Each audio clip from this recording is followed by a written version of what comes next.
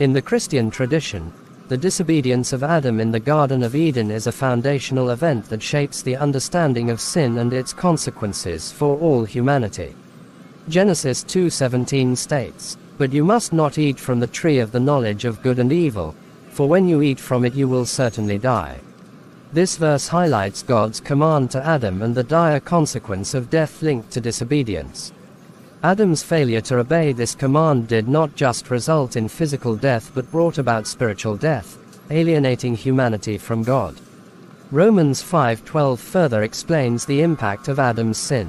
"Therefore, just as sin entered the world through one man, and death through sin, and in this way death came to all people, because all sinned." This verse underscores that Adam's sin has had a universal effect, bringing suffering, death, and sin to all his descendants. Muslim scholars, however, interpret Adam's situation differently. In Surah Al-Baqarah 2:30, the Quran states, "And mention, O Muhammad, when your Lord said to the angels, 'Indeed, I will make upon the earth a successive authority.'" Muslims interpret this to mean that God's original intention was for Adam to dwell on earth, suggesting that his descent was not solely a consequence of sin. However, this interpretation is challenged within the Quran itself. Surah Al-A'raf 7:27 highlights the role of sin in Adam's expulsion.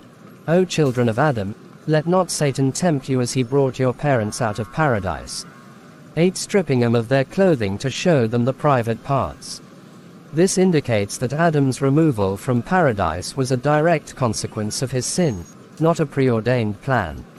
Furthermore, Surah Taha 20:117-119 illustrates the suffering that followed Adam's disobedience.